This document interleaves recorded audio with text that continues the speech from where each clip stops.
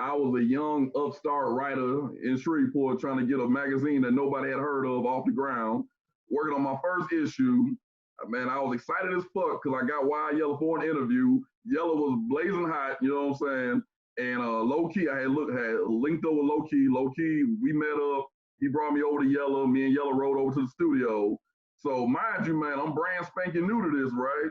And Yeah. Yella, he ain't one for talking. You know, Yella, he ain't really feeling it, right? So, Yeah. so I'm sitting there, I'm feeling like I'm bombing, like, fuck, man. You know what I'm saying? I done locked this interview down. This is gonna be a grand opening, grand closing. So out of the back comes you. And I remember you tell Yella, hey man, stop being nervous. So I start asking you questions, you know what I'm saying? I didn't know who you were quite yet. So I'm asking you questions, and then it was kind of like it became both of y'all's interviewed in, right? So Yeah, it did. once you start answering the questions, Yella opened up a little bit more, and then Show was over on the computer in the corner. She wasn't helping me at all, bro. It was just me and Yella. So, but when she saw y'all two talking, then Show joined in, so that just made Yella more comfortable. So, bro, I just want to say, kid, you saved that interview, bro. I really appreciate that. And ever since then, I told you can get an interview whenever. And goddamn it, nigga, 13 years later, I held on to that shit, bro. So whatever you get on the interview, you got it, kid. Thank you. I thank you, man, because you're a platform. You really made a big platform for local artists out here. A lot of people don't even really recognize that, but you put a lot of the rappers that was coming up that ain't have a name in the city. You put them on the forefront, man. When you did that magazine interview, when you started doing the 100 Talk Real, man, a lot of us never had interviews or had that chance to, you see a lot of rappers, a lot of famous people on interviews and stuff, but you never had nobody in the city to actually sit down and say, so what made you want to rap? What made you want to, Wayne, you kind of critiqued everybody on this. So now it's easier for somebody to have an interview with somebody because they like, oh, yeah, I heard when Papa did an interview with him, he said this, or when Aunt Brown did an interview, he said that, you know what I'm saying? So, yeah, you did that. I appreciate that, brother. Thank you, real. Bro. I appreciate that, brother. Let's get into it, man. The 100 Talk with Big Polkk. First and foremost, who is Big Polkk? I'm a man first. Our first interview, I always told you, I'm a man before an artist. A lot of people don't get what you say when you say that. That means I demand respect and I'm gonna give respect. I'm a man, so I don't do diss records. I don't. You're gonna have to come see me about that. I'm gonna have to come see you about it. So I don't diss nobody, and I don't like nobody dissing me. So that's first thing.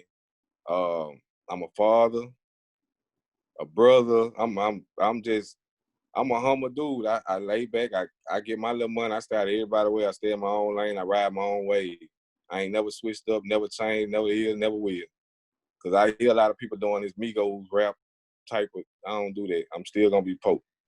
So when his album drop, they're going to be like, oh, yeah, he ain't lost it. Matter of fact, he done picked up a couple more steps. For real. Okay, yeah, me. I'm just chilling, laid back dude. I don't do too much. All right, brother. We definitely going to get into the album in a little bit. But for right now, I just want to focus on the man himself. So coming up, it has to be mentioned that you're a Bossier City representative. Yeah, Jack Quarters. Jack Quarters to be exact. They got a new wave going in Jack Quarter right now and call it the new Jack Quarter. A lot of people don't understand what they mean by it, and I fuck with every last one of them. Shout out to everybody, man. Shout out to Nan, Zach, said, Lante, all of them, man. Shout out to all of them. They doing their thing, little boo, but you know what I'm saying? But a lot of people don't understand when they say the new Jack Quarter, they get offended. But it's a new mindset. They actually get into it over there.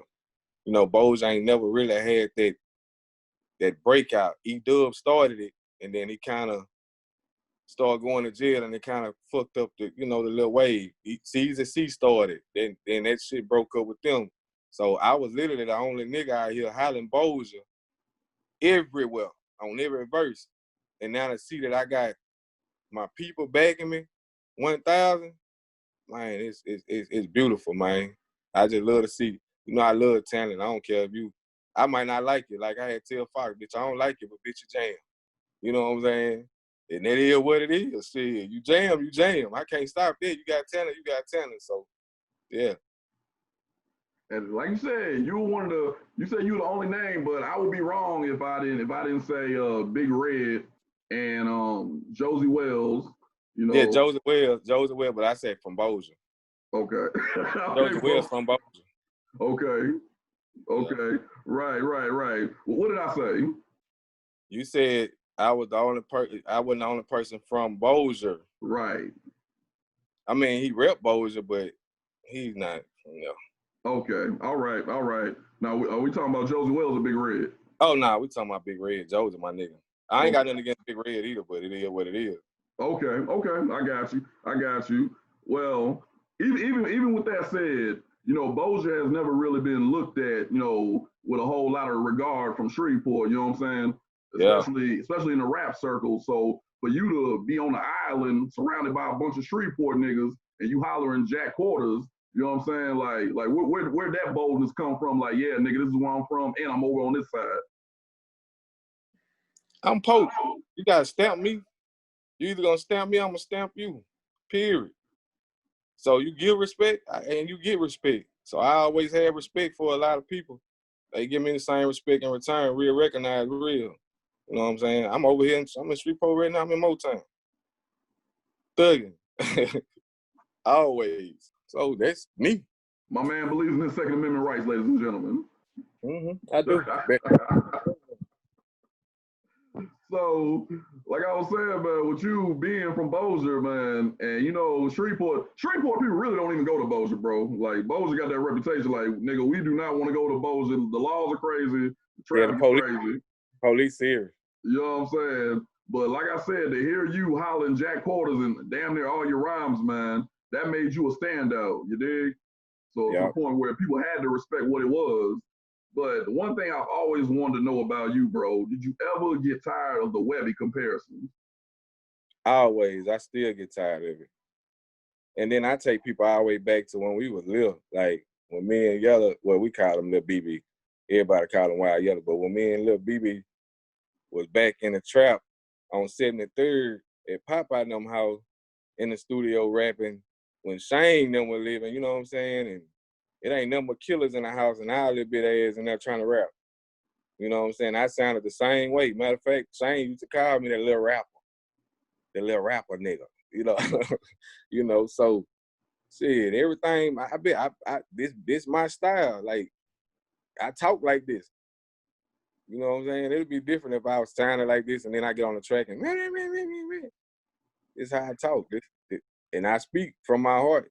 Everything I say can be verified. So when you first heard of the Webby comparison, what went through your head? I never had heard Webby first. Oh, okay. You know, that's when I was on Boosier, but I had never even heard of Webby until Korean's Low Hot. He had brought me me and him were blocking, and he had I think he had a Marauder. Did he have a Marauder then? I forgot what car he had. We blocking in the Marauder or whatever. And he threw on the track. And the nigga came on the second verse and he was eating. I looked at how he boy, you and that nigga sound just alike. I said, who that is? He say, it's some little nigga out of Baton Rouge. He rap with Boots and them now. That's how I knew Webby, other Webby. You know what I'm saying? After then, I was on the nigga. I was like, well, that nigga jam. You know what I'm saying? But nah, Aunt Brian will tell you the same thing. See, me and Aunt Brian used to be locked in the studio. We got about 100 goddamn songs. Be locked in the studio. You go back. Only thing it is, my voice sounded a little lighter because I was younger. But the style, the flow, everything is still the same. And you know what, bro? I'm glad you said Ant because Ant verified that for you years back. Ant was like, nah, that nigga been rapping like this. Yeah, that's little bro right there. I love that boy to death. Okay, man. Okay. Well, wait. Okay, so at least, you know what? At least if they gonna compare you to somebody, kid, at least they compare you to somebody jamming. You know what I mean?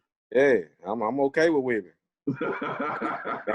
you had told me what his name is, Blueface. What his name is? Yeah, Blueface. Yeah, the one that can't stay on beat. I would have been mad in here. All right, kids. So let's take it from the beginning, man. Coming up, like how would you describe yourself coming up, bro? Man, you know we started off. It was so crazy because the way everything got kicked off with TTE. like I was already fucking with like Uzi, Yella, all them niggas, you know. And I bumped into Junior Pimp by my homeboy Dre Young. Y'all probably know him as Midas. He be shooting videos and, you know, everything like that for boosting them. But they had a little car click, you know, back in the day, them little 18s was like 24s on cars, you know. He had a little Honda click and they, you know, everybody knew I could rap because I used to freestyle all the time. So he was like, say, man, I go to school with this dude. He got his own studio. Man, me and Brandon need you to do us a little track for our car click. They call it car click trendsetters. So I went up over there, dropped it, and Pimp recorded it. And Pimp was like, man, that nigga can rap. Like, who the fuck that nigga is? You know what I'm saying? So Pimp gave me his number. I called him. Now, during this time, me and Brandon was already fucking around on some music shit, but we ain't had nowhere to record. We used to fuck around on the karaoke machine and 50 make beats on a little beat pad and we rapping on tapes. So, I was so excited. I came home, told Aunt Brand, I instantly hit Aunt up. Hey, boy, get what, boy? I found the studio, man. We got to chopping it up, man. The next day, we get out of school, we go right up over there on bikes. Ever since then, TT. So when I came, I brought Aunt Brown. Only person I ain't bring was Crown. I brought Aunt Brown. I brought Uzi. I brought Yella. I brought 50. I brought Law. I brought the whole TTE really. But Pimp and Crown, they came with me. Then we already had our own little music click going. It was called Confusion. Shit crazy. And we end up, and at first Yella wasn't even over there. It was just me, Uzi, Pimp, and Crown, and 50. So I end up fucking my little homeboy Chopper, free little Chopper. He in jail right now on a little murder, but I ended up bumping into little Chopper because we were rogues back then. We fucked around and broke and chopping them up. They had a house, stole their guns, and hit them up on the Miss Vanilla house. And Chopper came around there. I ain't know who he was. He come around there, hey, y'all get my daddy guns back. So I was like, hey, your dad ain't getting these guns back like that, clip. He was like, I'll give you a beat pad for him. What? Gave me a beat pad and gave me a little mixer, and it went from there. I'm glad you brought up TTE. Now, let me paint the picture for the people watching this and the people outside of Shreveport. TTE was like, I forgive me for making comparisons, but I want people to understand this. TTE was like Trill ENT, but a high school version. Like, you had a group of high schoolers all crammed into Pimp's house, cranking out some of the dopest shit. And what was so crazy about it, the kids were so goddamn influential that niggas who were older than them started picking up on what the fuck they were doing and trying to copy that sound. Am I correct so far, brother? You are you're on point. Now, like TTE, man, like nigga, if there was an unsung Shreveport edition, the first episode would have to be TTE. Like nigga, bar none. And with that said, man, go ahead, bro. I think other than Lava House, I don't think nobody else made an impact like we did. I can honestly say that. I think, and I'm gonna tell you, it was one dude that was finna make that impact. It was gonna be huge, and I was supporting him all the way. Long live Ratchet, like real talk. He was on his way, like that. There was him and Papa as solo artists. I can say that them two was the most influential in the city as solo artists. Now, as a label, TTE and Lava House, and then we turned around and went to Money Hungry, and we cranked that motherfucker up. So now in SouljaRock, and we cranked that motherfucker up. So pretty much anything we touch, we gonna crank it up. Real talk. We started the whole XP era. Wasn't nobody around here popping no. And brother, I'm glad you brought it. That was gonna be my next point. Like around 06, 07, this was like the jig era. You know what I mean? Now, Baton Rouge was already on it, correct? And y'all brought that sound. Y'all brought that sound up north, correct? Yep. Okay. Now I remember during our first interview, bro, you had made a point. You said when we were rapping about pills, the whole city was talking about us. So when we stopped rapping about pills, that's when everybody wanted to rap about pills. On everything, man. All y'all do is rap about pills, man. All y'all do is rap about pills. Soon as we went back and we hit their head with some shit like I'm feeling myself, they were looking like, man, them bitches gonna hit us at every angle. You know what I'm saying? Then next thing you know, Yella dropped the whole album jam. You know, I mean, you can't. We was the only people in the city that can literally say we had 6 or 7 songs in rotation every night of the week in every club. Every night of the week in every club. We were so big, Hurricane stole it and took off with it. He got a whole record deal. You know what I'm saying? We was that big and that influential, man, that we ain't never get our just due though, but it's gonna happen. It's all good. I'm glad you brought up Hurricane. We're gonna get to that in just a minute, bro. You know what I mean? Like me and you, bro, we got a lot of ground to cover, nigga. You know what I'm saying? Like, bro, like, I hope you got time because we got a lot of ground to cover, kid.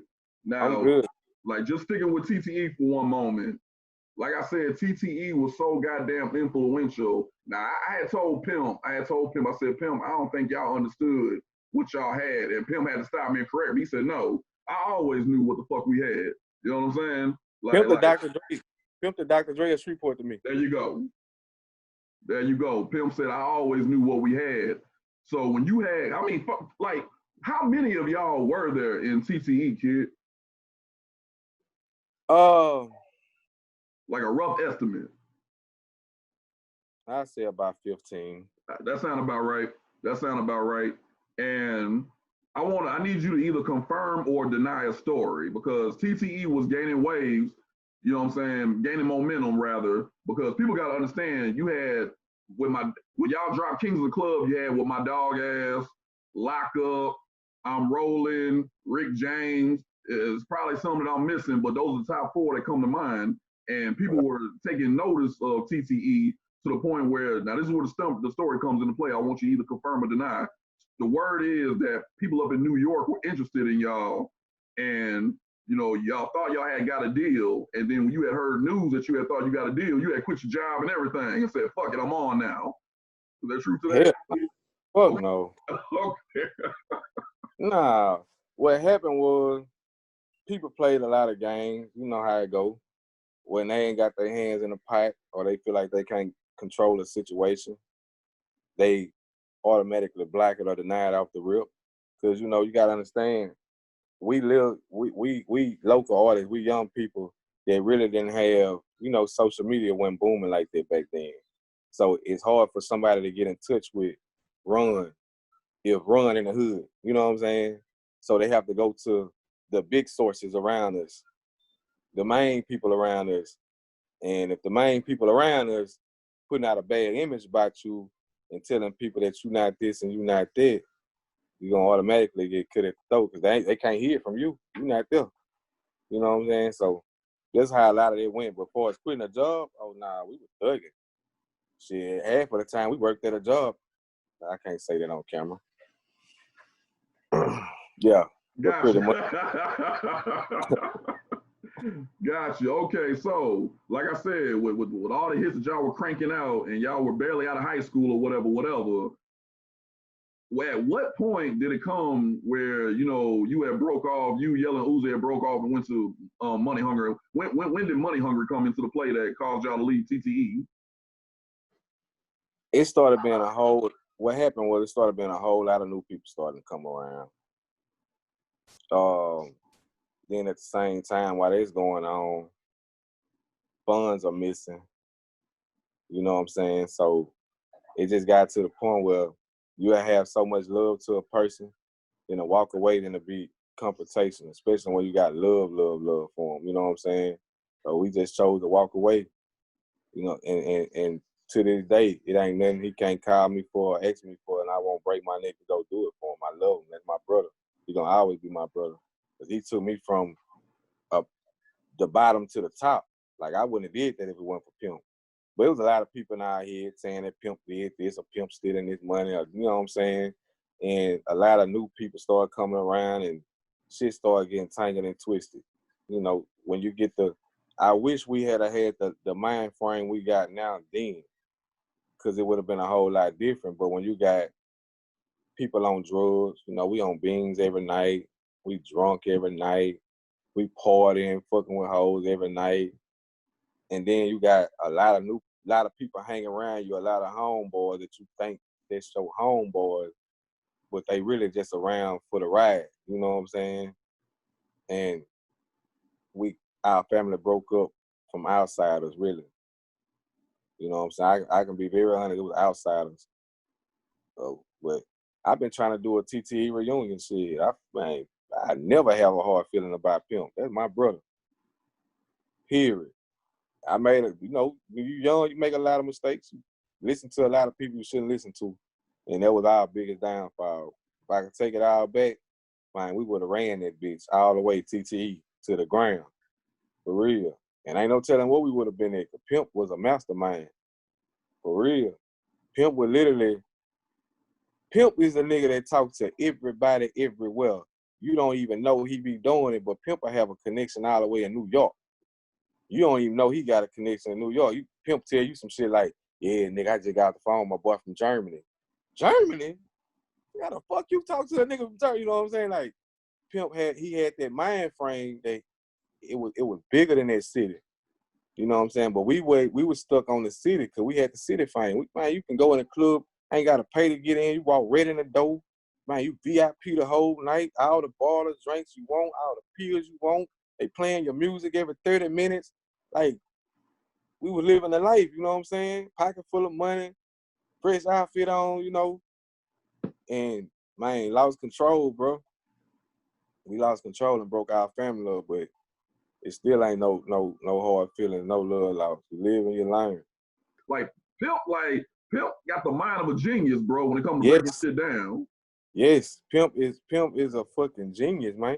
You gotta understand. That whole label was Pimp's. Thow'd Thankin Entertainment is Pimp. He brought some niggas that was thirsty and hungry for it. And he fed us, man. He fed us. Fed your beats. He fed you that tune. He gonna mix it down right. He gonna put it in the streets. He gonna, you know, he fed it. But he always had the mind for it. That's why Pimp don't have beef with nobody. Because he's a good dude. He's genuinely a good guy, period. Now, he can go left now. I seen him go left. He can go left, and he ain't going to come back right when he go left. But that's what made all us like we was. Like, brothers, we all got the same mind frame, same mentality. You not finna play with Pimp around Polkk. You not finna play with Polkk around Pimp. You got to see both of them, you know? And, hey, that'll be my nigga forever. Like, for real, for real. That's my dog forever. Respect, man. Respect. That's real grown man talk right there. I feel the same way, brother. So I gotta ask, at what point did Money Hungry come into the play, low key and them? Man, my homeboy too. After all the shit happened with the TT and all that shit, me and Yella just kind of went on ice. We ain't had no studio. We was back at ground one. And shit, we over there chilling on the block. My homeboy too come down there. He like, nigga, why the fuck y'all ain't putting out no music? And we telling him, we running it with him. And he like, boy, what you talking about? I got a studio. Come walk with me real fast. We walk around there, got a big ass studio. Me and Yella, I look at Yella. He look at me. Oh yeah. So we wasn't even with Money Hungry then. We was just dropping songs over there. Cause Two had the studio to itself all the time. It went from that to Big Dogs walked in. Low key, and I can't say his name on camera, but yeah, some of the big dogs walked in. You know what I'm saying? And I didn't even know them niggas had it like that. I thought they were just regular dudes. So me and Yella just in that bitch doing our thing. So, you know, they big dogs. They ain't finna talk to us. They went and put a word into it like, look, tell them niggas I got this here. What they want to do. They can do whatever they want to do in their studio all day. I pay for whatever. So me and Yella looked at each other like, deal, nigga, we broke. Bitch, we still out here trying to rob shit and sell dope. Bitch, yeah, let's go. Man, look and seen, man, shit just turned into a whole nother level. And you know, anywhere me and Yella go, 50 coming, he right behind her, and Uzi coming. You know what I'm saying? It's period. So Show was already over there. We was beefing with Show. We wasn't even fucking with her. Cause we had hit a little lick on some rims. Be honest with you, we stole some rims and shit, and then they got stolen from us, and we thought she was the last motherfucker in there, so we instantly put it on her and another nigga. Like, you know what I'm saying? So end up, it wasn't even her. later on, we found out it wasn't even her. So we squashed the shit, and we all started making music together.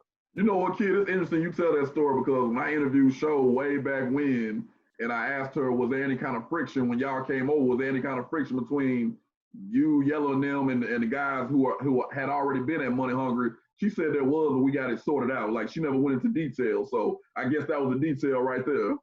Yep. Okay, so now you over at Money Hungry, and that's when, you know what I'm saying, y'all cranking out hits, y'all picking back up where you left off, man.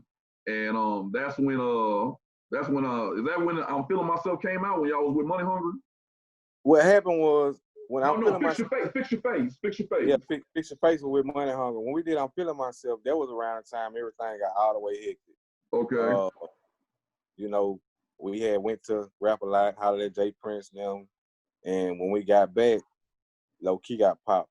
Okay. Well, hold it right there. Hold it right there, because I know I want to talk about Rap a Lot too. Like I said, we got a lot of ground to cover, kid. But y'all went over there to Money Hungry, and Fix Your Face came out, and that was another hit. You know what I'm saying? Matter of fact, that's how I got familiar with y'all, because I saw the visual. You know what I mean? You know what I'm saying? Y'all, and the nigga, that shit right there, throwback, kid. Y'all was young as fuck in that video, kid.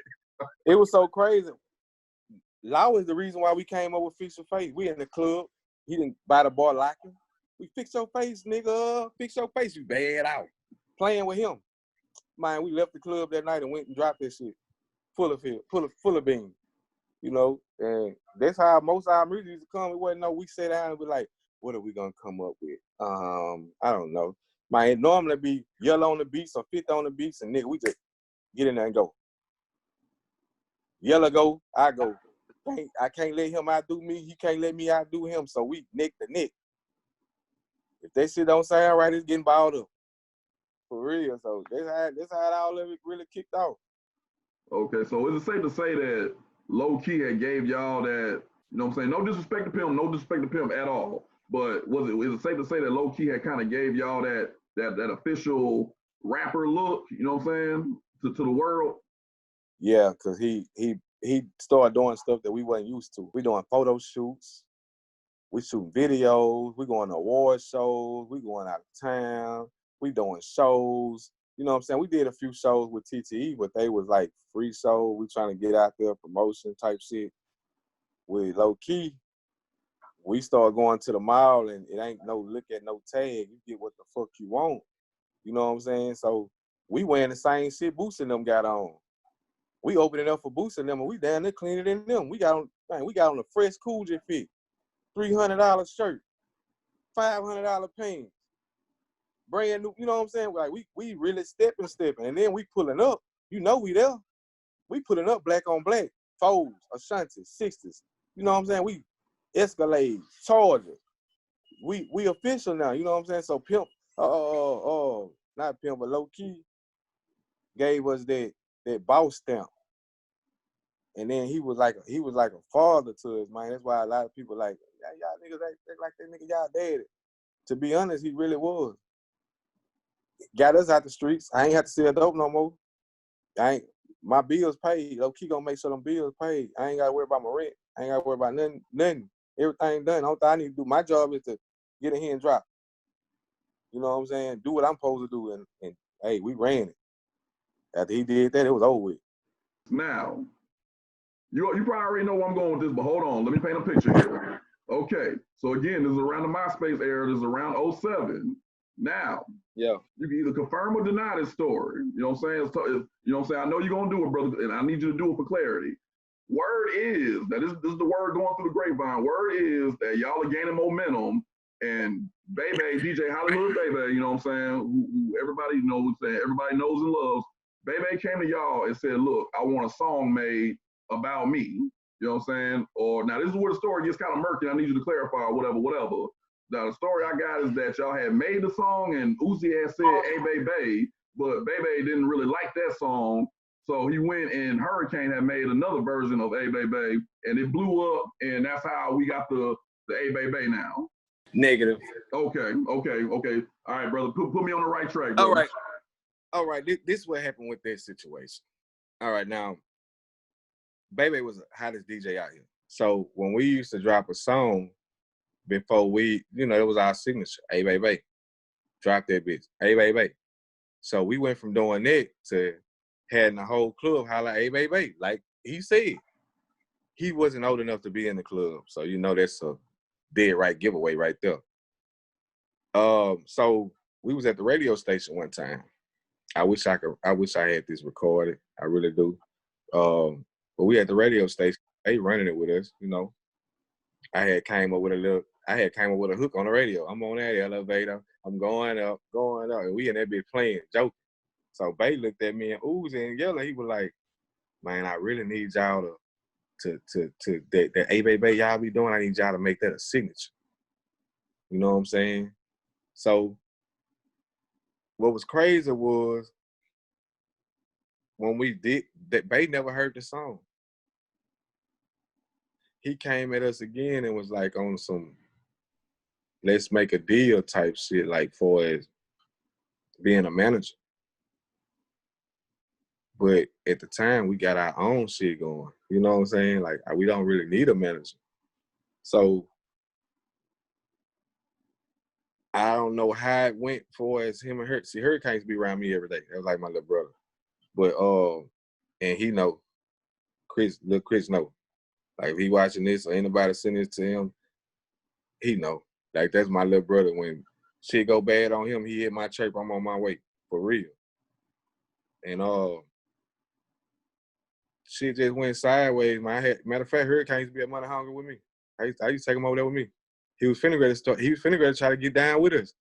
But you know, 3 always had him like his little brother, so 3 always looked out for him. So he never came over there where we was, like for a signing and shit. But we got songs together over there.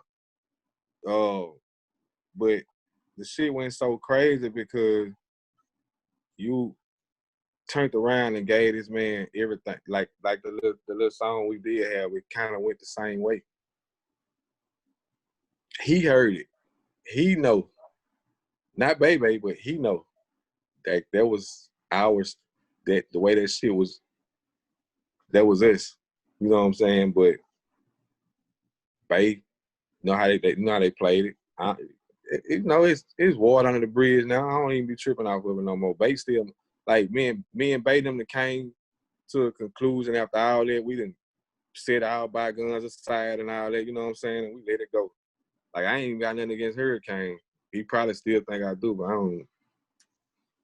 Little boy, I don't be doing it.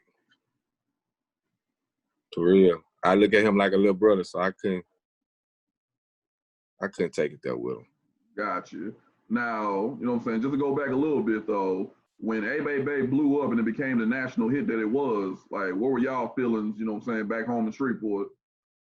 I'm gonna be honest with you. At first, we congratulated them and everything, you know what I'm saying? Do your thing, homie, you know. Man, put the shit on. But when they got to doing that Rick James and lock up and all that other shit, hold on now, bitch. Now come on now, we done gave you an inch, man. Now you trying to take a mile. So that's when we were like, hold on, all right, y'all want to play? And y'all know we don't even play like that? Y'all know y'all ain't even built like that? So, man, that's what made us go left. Like, I never forget when we made the song and Uzi and Baby on the phone arguing back and forth. And he was telling us he was up there at Trendsetters, the first Trendsetters with Brandon and Jonathan shop. And I guess he thought we wasn't finna pull up. Oh, man, you gotta pull right up. What's up? What you talking about? Man, before it all get like this, I quit. Yeah, all that. Man, but the thing about it, like, I don't have a problem with Baby to this day, but at that time, right, nigga finna play with no Baby, man. You a man like I'm a man. We 2 lions in the jungle, man. It's either E or be A. Yeah, so, you know, we went straight to him like a man. I still ain't bumped into Hurricane since then. Right. I ain't got no problem with him now. If I bump into him now, I wouldn't, man, what's up, boy?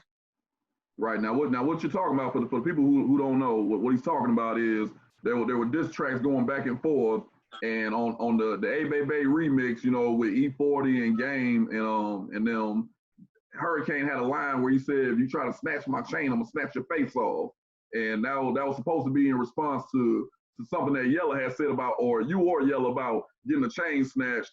And I remember that's when the Fuck Baby diss song came out, and that's when shit just spiraled everywhere. Cause everybody started fake ass shit. You know what I'm saying? Like,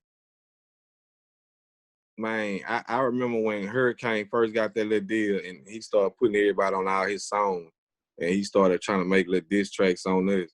And a lot of these niggas around here was on them tracks trying to diss us with him. You know what I'm saying? But when you see me, you shaking my shoulder out. So I started getting on niggas' ass like, man, get your bitch ass away from here, boy. Like I started doing that to niggas. Then we was wrong. We hating. We this. You know what I'm saying? So when they shot the video, we came to Counter Market in the parking lot. And when they got to doing this here and doing this lockup shit, oh, we came straight to the front. They stopped. Man, we left, and then we come back and look, and we see they got the whole video came out, and we looking like, oh, yeah. So they still playing. So then when we just went at their neck full throttle. But you ain't never hear nothing else back. Like, they ain't never say nothing back to neither one of us. Well, all right. I'm still like that. I still stand on everything I said back then. I meant it. I done grew up now. I ain't got no beef with you now, but they did some great. You did some whole ass shit. You did some whole ass shit. Point blank, period.